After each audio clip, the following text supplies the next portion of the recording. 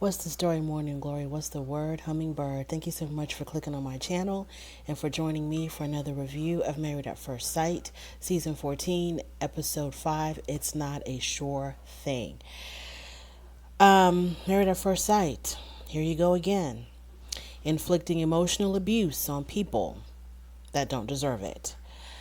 I really am beginning to think that, well, I've always thought, well, not always, but recently, especially since the season with Chris and Paige, I totally believe that maybe even before Chris and Paige, possibly. I don't remember anybody's names from previous seasons. But there was that one season where we had the guy who refused to move in with his wife, and she caught him talking to one of her best friends. That season was pretty difficult to watch. So it seems like maybe ever since then, it's been the goal of the Married at First Sight producers to pick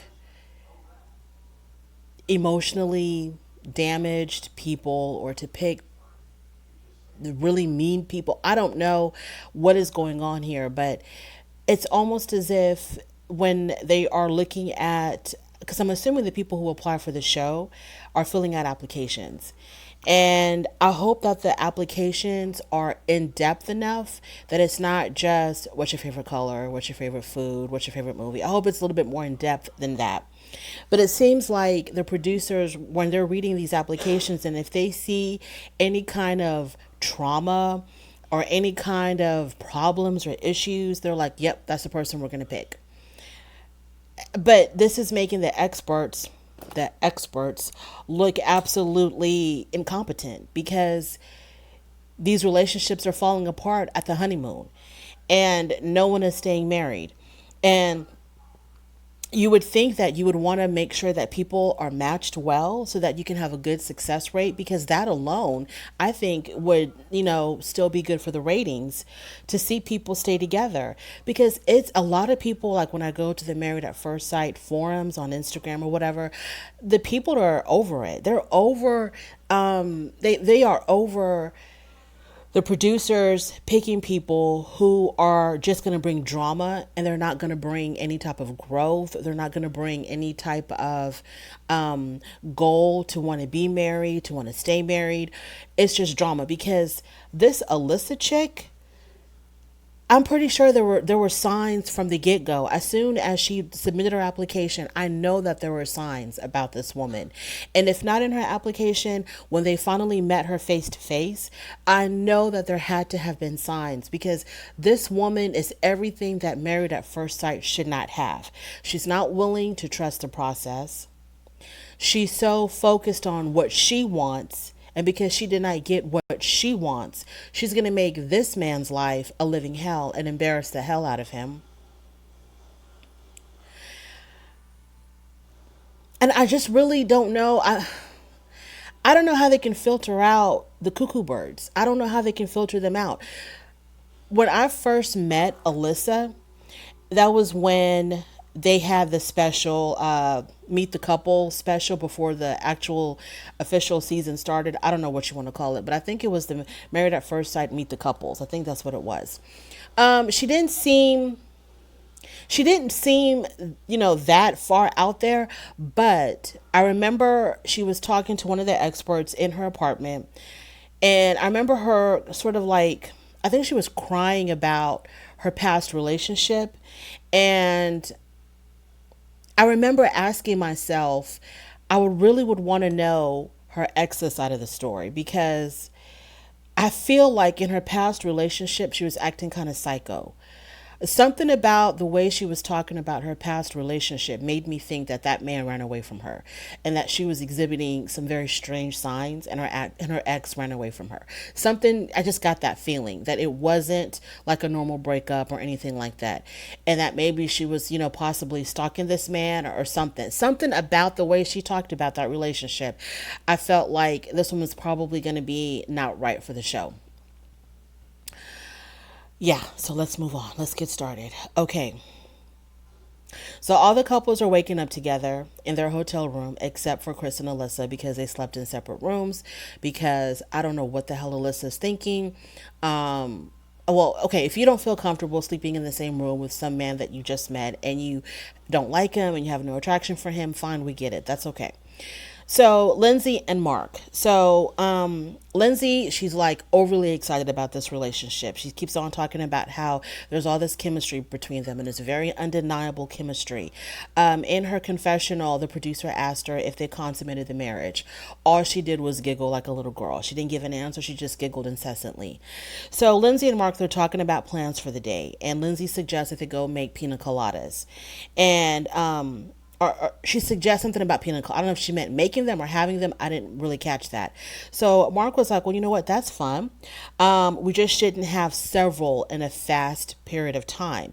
So there's been this, I don't know, I feel like, I feel like the situation that happened between her and Olajuwon was completely fueled by alcohol. Definitely on her part, maybe a little bit even on his part. That whole situation, I think, was fueled by alcohol. On her wedding day, she was drunk. On her wedding day, she was drunk. She was drinking a lot right before she walked down the aisle. I didn't think she was going to make it down the aisle without falling over. So Mark is like, okay, that's fine, but let's just not drink too much in a really short amount of time. So she must have been plastered on that plane on their way to Puerto Rico. So Mark is finally realizing, to me, it seems like he's realizing that Lindsay might have a slight drinking problem. And because she was lit on her wedding day. So Lindsay blames her behavior, the whole Olajuwon situation. She blames her behavior on just being really overly tired. And Mark was like, but you did have 3 bottles of wine. I don't drink myself. I don't drink alcohol. Not a drop. So I don't know how much it takes to get someone tipsy, to get someone, over the edge. I don't know. And I think I've been told that, different people can have different alcohol tolerance. Some people can get, lit off of a couple of glasses of wine. Some people, they probably need to get like a whole bottle of whiskey or something. I don't know how this works, but even to my layman brain of the whole alcohol world, to me, 3 bottles of wine is a lot. I don't think anybody should be drinking 3 bottles of wine in a day. I don't think anybody should be drinking 3 bottles of wine in a week. So if she had 3 bottles of wine from the time that she got married to the time they got on that plane, that's a lot. She was lit. And she had also been drinking previously. So I don't know if he meant 3 bottles of wine from the time that they left their hotel to, I don't, whatever the time frame was, that's a lot.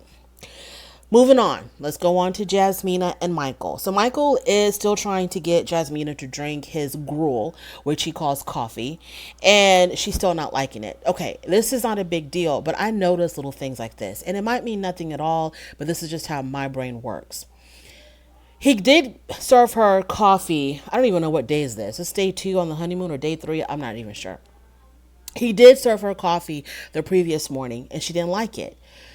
Why would he serve her the same coffee that she doesn't like? I didn't get that. She didn't like it. I know she didn't drink it. But then he comes again. He's like, well, I made it differently this time or something to that effect. I made you more coffee.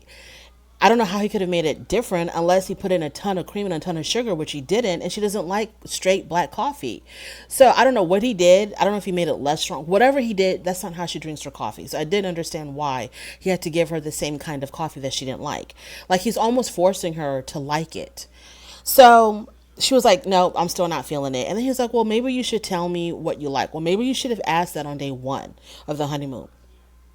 So I'm a little bit agitated because this whole Alyssa thing is just, so she's like, well, I like my coffee with caramel something and, cream and sugar, like the way, the majority of the people like their coffee, with a little bit of sweetness to it. So Michael brings up the tiff that they had the night before.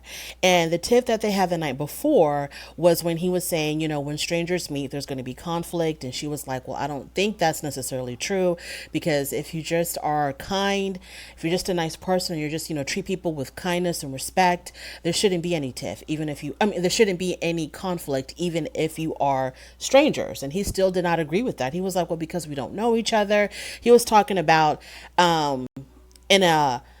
in a microcosmic kind of way, and like between them two, and then in a macrocosmic kind of way, like with just anybody in general.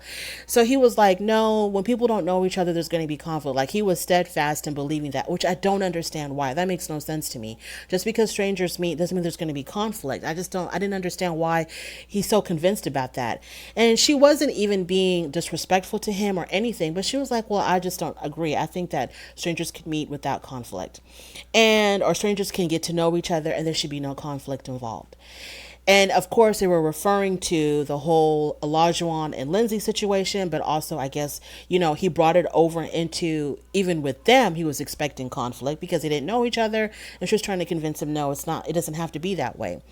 So when he brought up the tiff, he said that ever since we got on the honeymoon or whatever, he says that he's felt this distance between them. And Jasmina, she didn't agree with that either. She didn't feel this distance. And Mike said that he thought that they would have made more progress by now. Okay, but this is day 3. What more progress would you have expected? I haven't noticed Jasmina doing anything, completely like regressing or not wanting to be around him. She for sure is not an Alyssa. I mean, he needs to get a gander of what's going on with Chris and Alyssa, and we'll see if you think Jasmina is not making progress.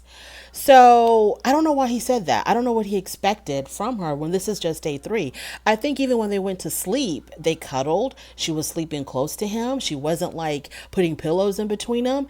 So he was like, well, I feel like we should have progressed even more by now. But y'all are getting to know each other. Y'all are talking more. Y'all are, Lord. Okay. So Jasmina thinks that Mike is overthinking it, okay? And according to his sister, because they had told her this, that Mike always assumes the worst. That Mike that he always assumes the worst. He's always waiting for the other shoe to drop. He's always waiting for the problem to start. He's just a pessimist. Mike is a pessimist.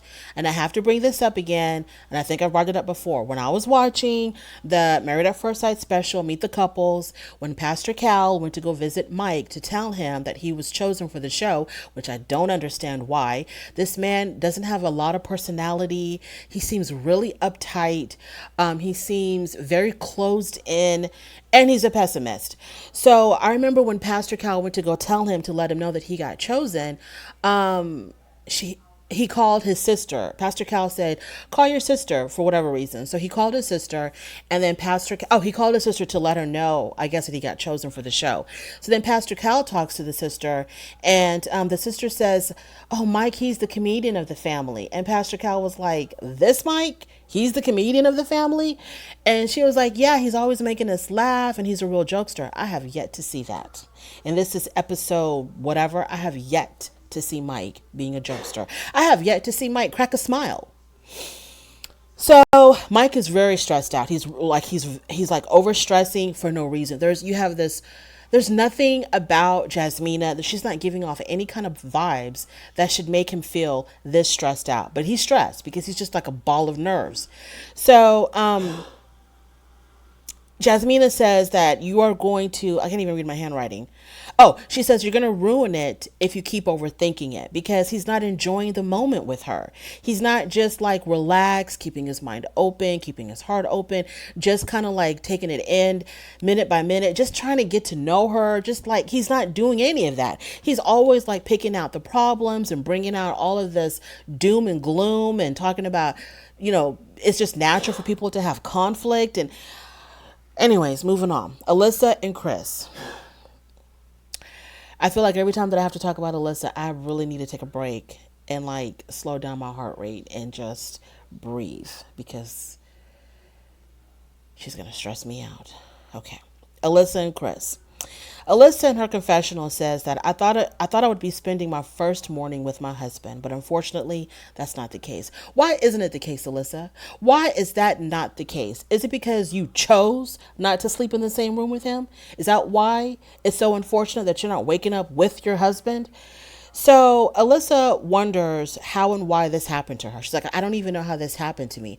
Oh, so you weren't there when you were telling the producers behind closed doors that you didn't want to be around him, that he's not what you wanted, he's not what you expected, you wanted nothing to do with him, that he was rude and condescending. Not because he was rude and condescending, but because his boneheaded drunk friends told you that he sometimes he can be condescending. So you completely forgot about how you ostracized your own husband, demanded to sleep in a separate room from him, told him that y'all were not a great match, that y'all were not vibing, that y'all had nothing in common. You are wondering how you are in this place, you are in this position. Why is she acting so brand new? Like she had no idea how she ended up like this. Chris is waking up alone. And when he woke up alone and she woke up in her room by herself, I was like, Lord, please, we don't need another season of a couple that's going to end up living in separate homes when they go back to Boston. Because we had that with that one episode. What was that guy's name? I can't remember, but we had that with that one season where the guy refused to move in with his wife, but he was busy trying to, hook up with her best friend. We had that with Chris and Paige. So now we're going to have it with Chris and Alyssa. Like, y'all, this is the theme now, Married at First Sight, right? This is your theme. It's to find a couple that's going to be so polar opposites, or to find a couple that's going to not get along to the point where they don't even want to live in the same. I feel like any couple that decides to not live in the same apartment, even at the expense of the one that wants to be part of the process, X them out of the show. The one that wanted to participate and the one that was willing to put in the work and to stay until the end, give them their little paycheck. The other one gets nothing. Get them off the show. We don't need it. We don't want that. We don't need husband and wives visiting each other. We want to see a marriage developing. We want to see a relationship growing. We want to see individuals trying to navigate this whole marriage thing. We don't want to see people who are just associates and they visit each other once a week. We don't need that.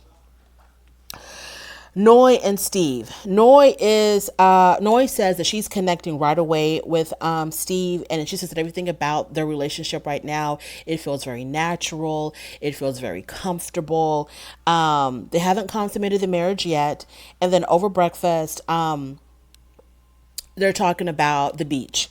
And I think she said that, she can't wait, or that she really wants to go spend time on the beach today. And Steve talks about how he really would like to, at some point he would like to he go camping on the beach. Not necessarily on this trip, but at some point in the near future, he wants to visit a campsite. He wants to camp at a campsite on the beach. And Noah was like, yeah, that's not going to be me. No, I'm not going to be doing that. And he seriously had stopped eating. He took a hard swallow of his scrambled eggs when she said that. And then he looked at her and he was like, what's wrong with that? What do you not like about camping? What do I do like about camping? Let's start there. Let's start with the short list. And she was like, yeah, I don't like to camp. She says, I don't want to sleep outside. There's no showers. And he said, there's campgrounds with showers. And then she says, yeah, I don't like none of that stuff. That's not interesting to me. That's not fun for me. I don't like the bugs, the animals, the wild animals. I don't like the strange sounds. I don't like having to pee out in nature. I don't like none of that stuff. Of course, I'm ad-libbing a lot of this, but basically for people who don't like camping, those are probably some of the main things that turns them off about camping. So Steve says, in his confessional, he says that going on amazing adventures is a part of who I am, and I want to share that with my wife. Okay, the world is big. There's other amazing adventures, Steve, that you can take. What about the amazing adventure of going to work every day? Have you thought about that adventure? You can go travel. Y'all can go travel the world. Y'all can take safaris. Y'all can hike across Europe. I'm pretty sure she would have no issues with any of that stuff. Y'all can take a road trip together. Go from one part of the country to the other. You like road trips, obviously. So there's other adventures. It's okay if she doesn't like camping, because I'm pretty sure there's some adventures out there that that Steve, that you're not that crazy about. So it's not a big deal that she doesn't like camping. Just because she doesn't like camping doesn't mean that she doesn't like other adventurous things. So he acted like his marriage was gonna rise or fall on this whole issue of camping. So Steve says, I still think we should go camping on the ocean someday. And Noy was like, sure, as long as I'm inside a very plush and comfortable hotel with a view of the campsite. Sure, we can do that. Olajuwon and Katina. Olajuwon, that's another one that I'm going to have to counsel my way through. Olajuwon and Katina. So Olajuwon likes how Katina just naturally smiles when she wakes up in the morning, and whenever she sees him. Like when she wakes up in the morning and she sees her man, she just naturally smiles, and he really likes that. And they joke about the cuddle problems. Like he's not a very good cuddler, and he's also an excessive sweater. He sweat, like as in he sweats a lot. They talked about that as well. Now the thing about the cuddling, I don't understand how someone doesn't know how to cuddle, especially someone who has been as active with the ladies as Olajuwon. So if he doesn't know, of all the women that you've been with in your life, Olajuwon, you don't know how to cuddle. Like I said in my last video, then he must be one of those people that hits it and splits. He doesn't even stay the night. He doesn't even stay for the hour after or whatever. He hits it and he splits. Because if you don't know how to cuddle with a woman, like how do you not know how to cuddle? I don't understand that. Lindsay and Mark. So they're making pina coladas. It wasn't them drinking it. It was them actually, but then they did drink them afterwards, after they made them. So they talk about each other's dating history. And Lindsay mentions that she's dated a whole bunch of engineers, all types of different, engineers, to the point where her father was like, you know what, the next guy that you date, can he not be an engineer? And Mark talks about how he had dated in high school, dated in college, but nothing really stuck. I think he talked about a woman that he dated, and he said that he was dating this one girl who, she had gotten pregnant by her ex-boyfriend, and her ex-boyfriend had treated her really, really bad. And he tells Lindsay how he just couldn't fathom how a man could treat a woman that bad. And Lindsay was like, oh, so you're the kind of guy that you're a people pleaser. You like to please people. And I don't understand how she got people pleaser from that. Even though he ended up agreeing with her, I think he agreed. I don't understand him talking about how he felt sorry about this. He felt sorry for this chick whose boyfriend did her wrong when she got pregnant by him. Why does that make him a people pleaser? It just shows that he's compassionate. And he also mentions that he dated another chick, like he really loved her, but whenever she would drink, she would, I guess, what did he say? His first love had a drinking problem. Yeah. Like whenever she would drink, she would just, I guess, change or turn into something really mean or whatever. I don't know. But she had a drinking problem. And, even that didn't make it seem like he was a people pleaser.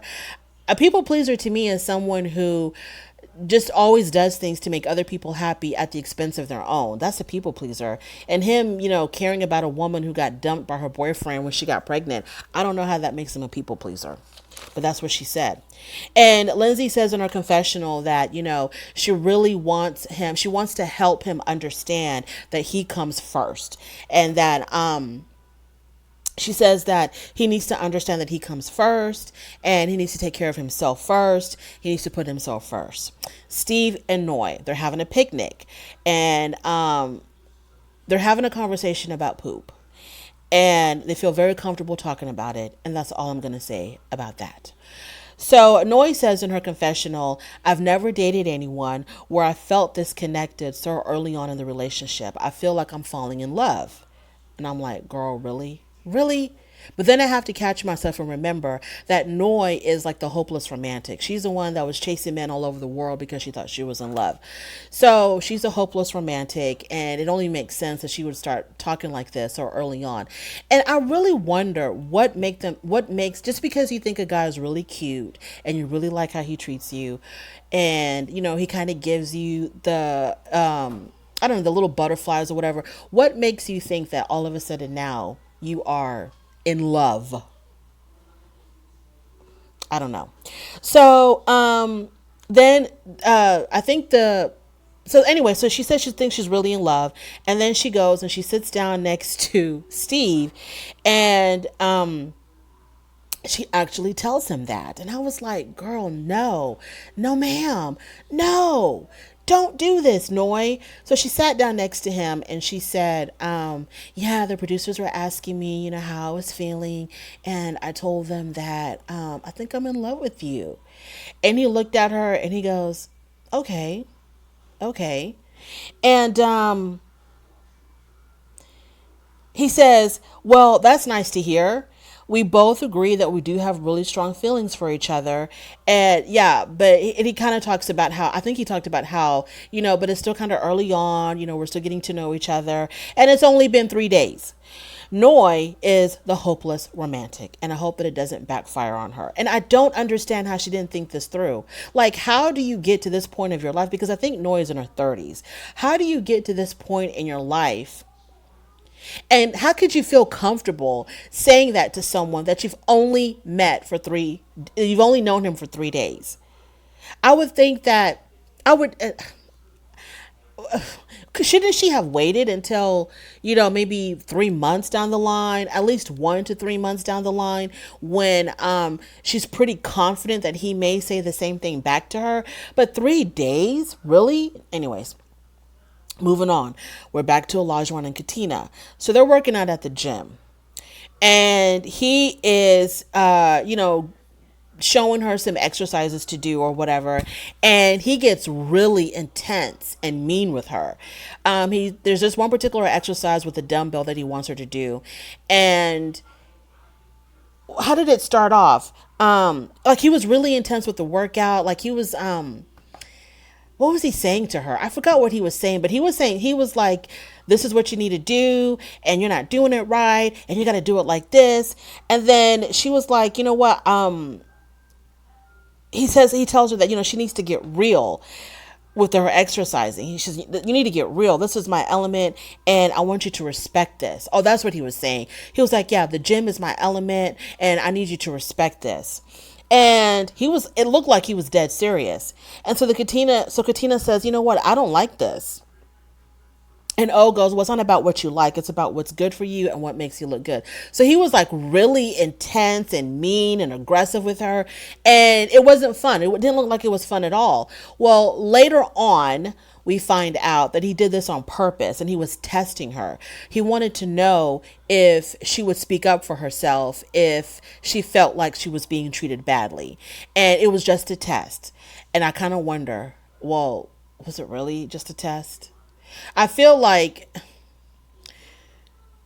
well, anyways, according to Olajuwon, she passed with flying colors because she did stand up for herself. Chris and Alyssa. So they decide to go paddleboarding. This was the first time that we've seen them actually do anything that wasn't arguing.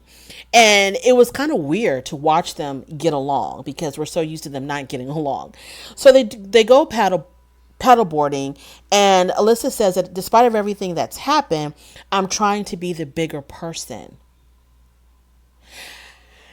I can understand if you're trying to be the bigger person because you feel like you've been wronged, and you're going to just try to overlook it and be the bigger person and try to just make it right. But girl, you're the one causing the problems. You're wronging someone else. So how are you trying to be the bigger person? You're wronging him. You're making him feel bad.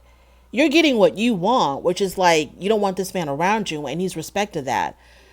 So I don't understand. She's like, well, I'm going to go ahead and go paddleboarding with him because I need to be the bigger person. Like, serious, intense psychological problems. So they do the paddleboarding. It is what it is. You know, she was good at it. He had never been paddleboarding before, so he was falling off all over the place. And they get a chance to sit down on the beach and they're talking. And Chris is always where Mike is the pessimist, Chris is the ultimate optimist. With all of this abuse that he has suffered with this woman, he is still trying to stay positive and he is still trying to move forward with her. And he has not given up on this process and he has not given up on Alyssa. So he starts off by apologizing. Chris is apologizing to Alyssa. And I feel like he didn't do anything wrong that would warrant him apologizing to her.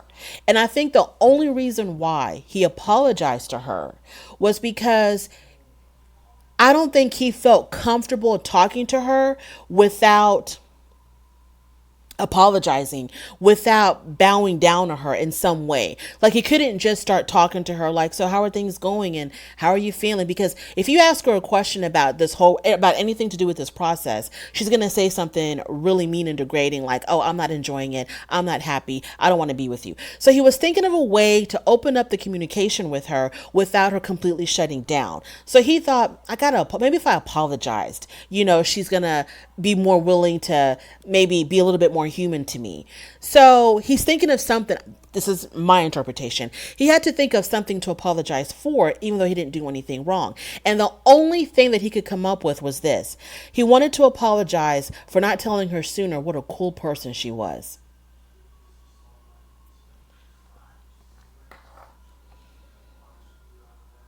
What element of coolness has she exhibited to you, Chris? How is she a cool person? She took your heart, stomped on it, picked it up, cut it up into a million pieces, and then fed it to the sharks. How has she been cool to you, Chris? There is definitely a lack of warmth, if you mean cool in that way. Like she's just really cold to you, but she's not cool. She's Arctic cold to you. She's been very Arctic with you, with a wind chill of -30. She's beyond cool, if that's what you mean. But she hasn't been cool like, oh, wow, what an amazing person. Where have you seen that? Chris, I need you to tell us where she's been cool to you, where she's been an amazing person. Not even to you, but just in general. So he apologizes to her because he didn't compliment her soon enough. And then Alyssa says, well, I don't want to come off negative, really. Because for someone who doesn't want to come off negative, I was about to call her out of her name. You are an expert on negativity.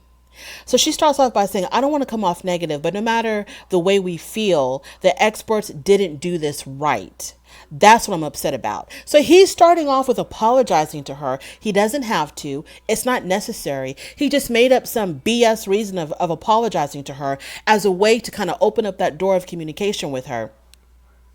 Like, humbling himself to this ice cold queen just so that she doesn't cut him with her tongue. Excuse me. And she takes that and she's like, yeah, no matter how we feel about this, which is like, what are you talking about? Because you agree that the experts were wrong. She goes, no matter how we feel about this, the experts were wrong. And that's what I'm upset about. So she starts off already. She wasn't even like, oh, okay. She did say, I appreciate it. I think she did say that, thank you for apologizing or appreciate it or I accept your apology or something like that. And then she starts off with all this negativity. And then she proceeds to tell him that before she came on the show, she went to go see a psychic. And Chris was like for real, or just like for fun? And she was like, no, this psychic is really, really good. I really, really trust them. And the psychic said that I was going to meet my soulmate. And he's going to have pretty eyes and an eagle tattoo. You are on your honeymoon. And then she has the audacity the day before to talk about how she's been trying. She's been putting in the effort in this whole situation. And she got really upset with him when he told her, no, you haven't been trying. And oh my God, you're calling me a liar. And then she storms off. How are you trying to connect with your husband when you just told him that a psychic, which you believe in, told you that your soulmate has a eagle tattoo and pretty eyes? Now, whether or not Chris has pretty eyes, that's debatable. But he definitely doesn't have an eagle tattoo. And she was serious. I mean, that is so hurtful. This man is trying to create a life with you. He really wants to see this through for however long it's going to go. He's putting in the work, and you're telling him, yeah, a psychic told me that my soulmate was basically somebody else and not you. So it's official. Alyssa is our resident cuckoo. She's our resident cuckoo because there's like in every season for the past, I don't know, 3-4 years, there's been a resident cuckoo. Last year, or who was it last year in Houston? Oh my God, there was a plethora to choose from.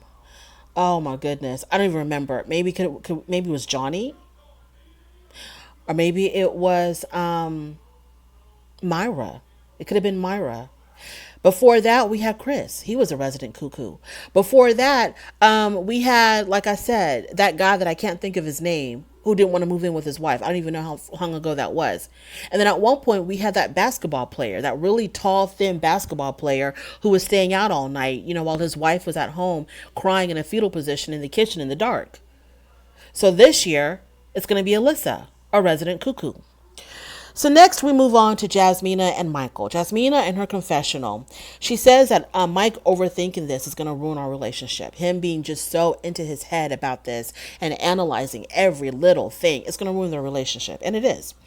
So Mike said that he hadn't put 100%. So they're like at the pool bar, and they're talking about his issues of overthinking things, and he says to her that he didn't put 100% in his relationships in the past, and that's part of the reason why he's constantly overthinking things, because he's trying to figure out or trying to analyze if he's doing enough in this relationship with Jasmina. Is she realizing that he's really putting in the work? Does she see that he's making an effort? And that's why he's like always in his head about that. So Jasmina asked him if anything happened in his past to make him overthink situations. This man has had a ton of loss in his family, a ton of loss. He watched his brother die at the age of 6. His father then died. His mother died. His grandmother died. And a number of friends died. This man has gone through so much and probably not a lick of counseling. And now he's on a show, getting married to a stranger, trying to make this work. How does that make sense to anybody? I don't know, but it made sense to the producers of Married at First Sight. So Jasmina suggests, and so he says because he's been through all of these bad things, he's always expecting the worst to happen. And he does this as a sort of way to protect himself. If he's expecting the worst, then when it happens, it doesn't hurt as much. She says to him, basically, you're wasting your life away living like that, because instead of taking all of these deaths and using it as a negative, why don't you try to use it as a sign of or as motivation to live life to the fullest, to enjoy every second that you're given, because these people are gone. They're not able to do that anymore. Of course, I'm ad-libbing. But I think that's what she was trying to say. Instead of like, oh, everybody's dead, everybody's dying around me, so life sucks. I'm just going to wait until it's my turn to go. I'm just going to wait until my house burns down or I lose my job and I end up being homeless. Instead of taking their deaths for granted and not, making anything out of it, use that as motivation to enjoy the life that you are still granted. And she's like, if he would just stop being such a pessimist, we could actually enjoy this honeymoon. Anyways, so Mike says, well, don't get me wrong, I'm a happy person. When were you happy, Mike? Like I said, I don't think I've seen this man crack a smile. When were you ever happy? I don't remember him ever being happy on this show. So the experts saw this in him. that he was a pessimist. He suffered all of these tragedies, probably didn't talk about any kind of counseling or therapy. And they're like, yeah, we're going to pick him and we're going to pair him with this sweet, beautiful woman named Jazmina. So Mike is always expecting the worst. And he doesn't get disappointed when it happens. And Jasmina says that this type of mentality, is just taking the joy out of life. Lindsay apologizes to O on Instagram. Okay, so after that whole fiasco, she reaches out to O on Instagram. We didn't see this, but this is what Lindsay informs us. And she went ahead and she apologized to him. So let's go on this boat trip, this catamaran. So well, they're all the couples are on the catamaran that's going to take them to some island. So Olajuwon asks if anyone consummated their marriage. Everyone said no, and then Lindsay started her incessant laughing. And the way that she was so concerned about Mark's anatomy, of course, they've consummated their marriage. I figured that out the first incessant laughter, that they did that because she was so worried about his anatomy and all that other stuff. So I'm pretty sure that she has already checked out the goods and tested the ride. So, and it probably happened on day one. So they get on the island and everybody's playing in the water. So we see this montage of everybody splashing around in the water, having a good time in the ocean. And then they separate the boys and the girls. So Steve is talking to the boys about Noi telling him that she was falling in love with him. And, he feels like that she's moving a little bit too fast and, they're just mad and blah, blah, blah.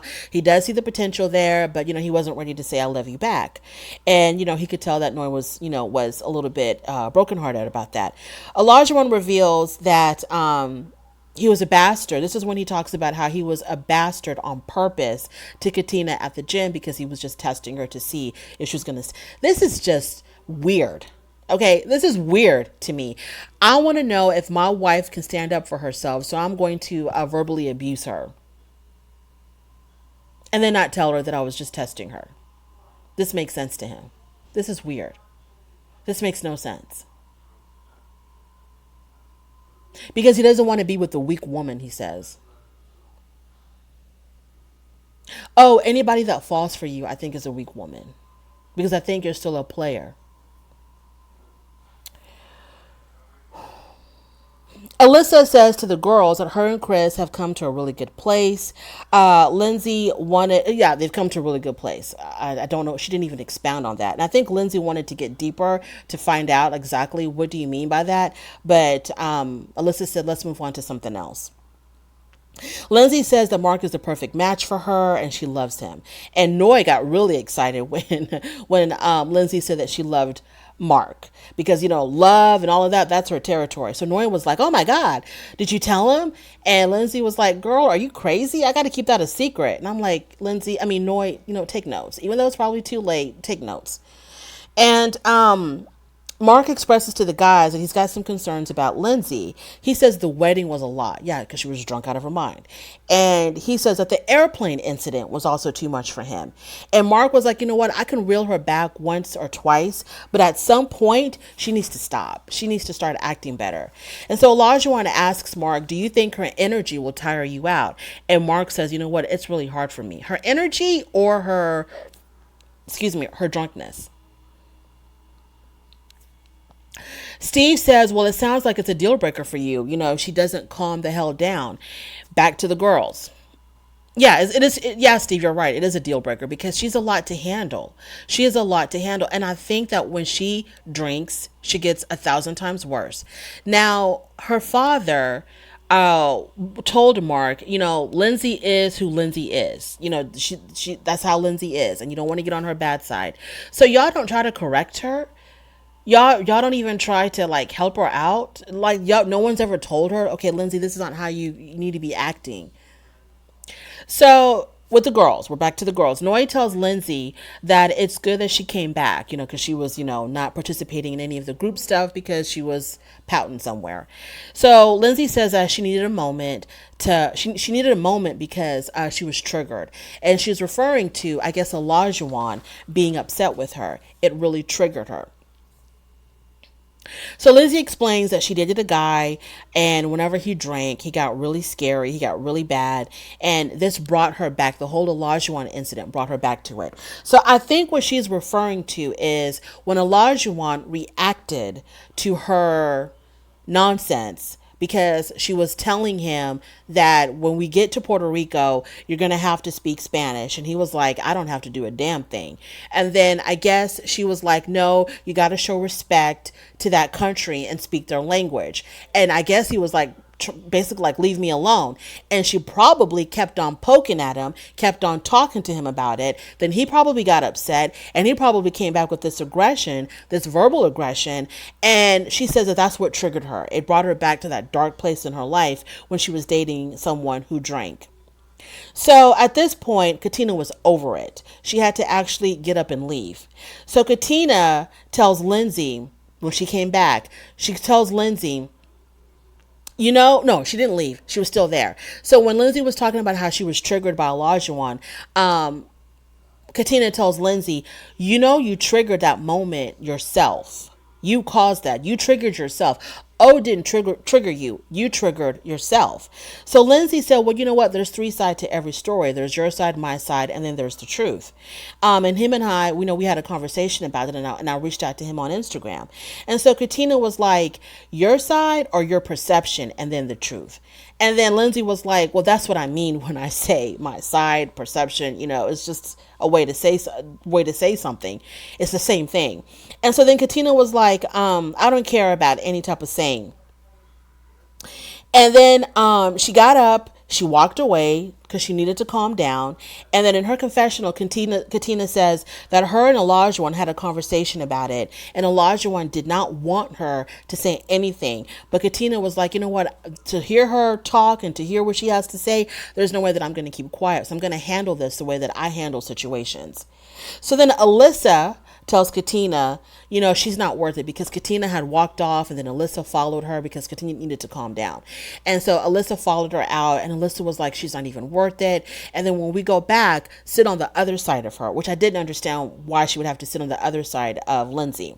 So Katina tells Lindsay, I don't care about your past. I don't care about whatever you went through when you were 2, 3, 4, 5, 6, 7 years old. I don't care about whatever issues that you were going through. You are too old to be acting like this, and you need to go to therapy to deal with these issues that you have.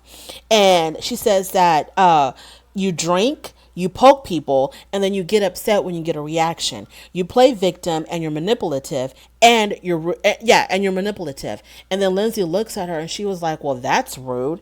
And Katina says, I don't care, because you're rude. You have kindness in you. You are a kind person, but you do a lot of weird, sneaky things on the side. Do tell, Katina. And then Katina, she leaves, because Lindsay was trying to speak and trying to respond to what Katina just told her. And then, Katina was out. And so then Alyssa, once again, follows Katina.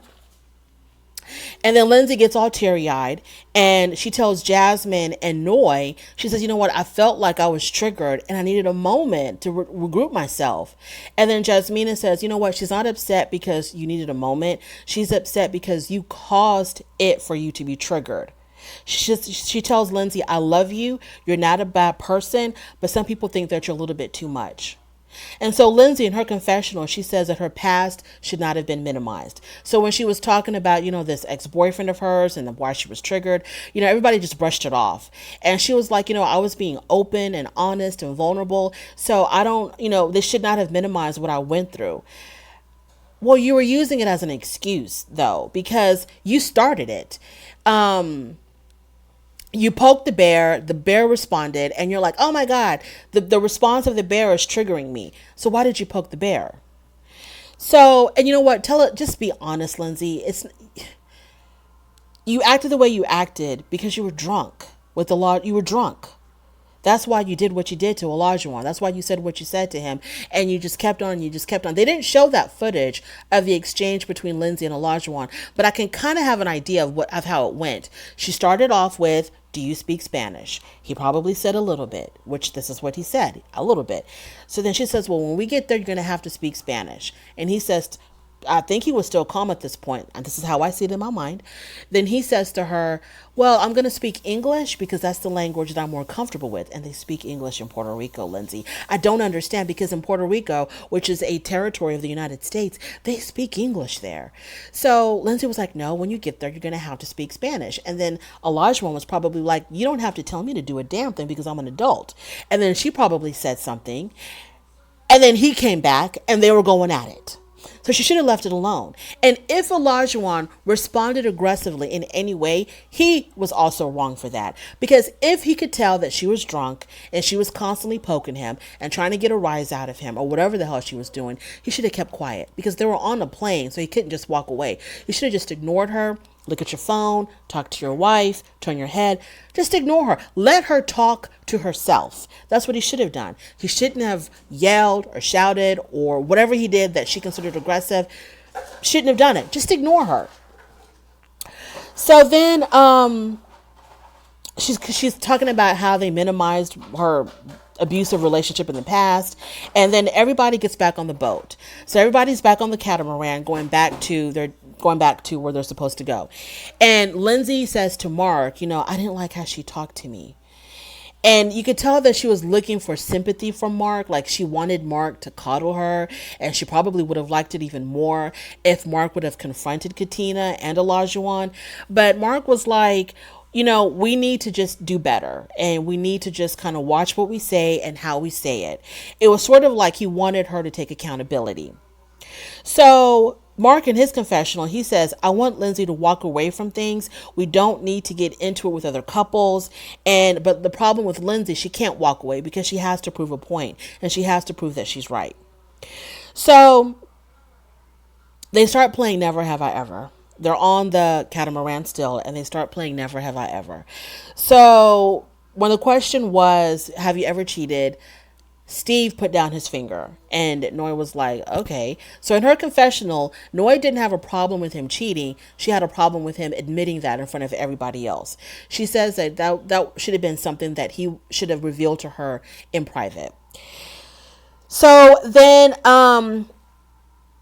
O asks the question, he asks Mark, because all of them had asked a question and then Mark didn't ask a question. So O was like, what, do you have a question, Mark? And he was like, no. And then they were like, well, Mark, you got to have some question. Isn't there something you want to know about Lindsay? Because this is the time to ask, while we're playing this game and no one can really get mad because we're just playing a game. This is the time to ask, whatever you want to know about her. And he was just like, no, it's all right. So then Elijah wanted to ask the question about messing with people in the same family. And he said that he had messed with the mother and a daughter. And when he said that, the whole group went silent. They couldn't believe it. And the funny thing is, I can't believe he revealed that, number one. And number two, he saw nothing wrong with it. Oh, saw absolutely nothing wrong with it. He said it was a beautiful experience. He saw nothing wrong with that. Katina, your husband saw nothing wrong. He actually, at least he could have said, yeah, I was drunk or I was stupid and that will never happen again. But he was like, no, it was a beautiful experience. Katina, do you have any sisters, cousins? This man, to me, his moral compass is off.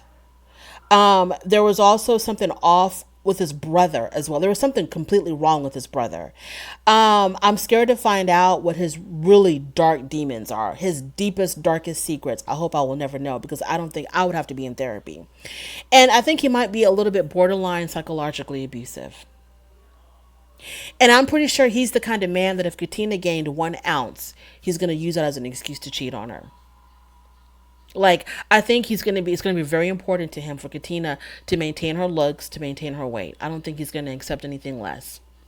So then Olajuwon asks, if your spouse would ever ask for a threesome, would you do it? Everybody said no. O was like, well, if my wife offered it, of course I would do it. Of course I would take it. If she was going to offer it and the woman was beautiful, hell yeah, I would do it. And Katina was like, oh, there's no more Isaac now. Isaac is his alter ego when he was in college and he was a player from the Himalayas. And she was like, Isaac is gone, long gone and dead. No, we're not, that's never going to happen. And she says she's over, his crazy past. Then Elijah says to Katina, well, if he offered a beautiful woman, why not? I wouldn't deny it. I think he's kind of disgusting. Noy and Steven, they're having dinner. Steve brings up the whole thing about her saying, I love you. He was like, you know what? I have strong feelings for you, but it was we're moving a little bit too fast. Or no, he didn't say that. He was like, I do have strong feelings for you. And of course, there's potential for me to fall in love with you. And they talk about how they both cheated on their partners. Now, the only thing that I want to make note about that is that whenever Noy talked about cheating on her ex-boyfriend when she was like 18, 19 years old, she said that how her cheating affected him was like it always remained with her. And she says even until now, even until today, she still thinks about how much it hurt him and how it affected him. It still bothers her until today. Michael and Jasmina. So Michael and Jasmina. Let me save that for part 2. I will be right back because this video is really long. So I'm going to break this up into 2 parts. I'll be back.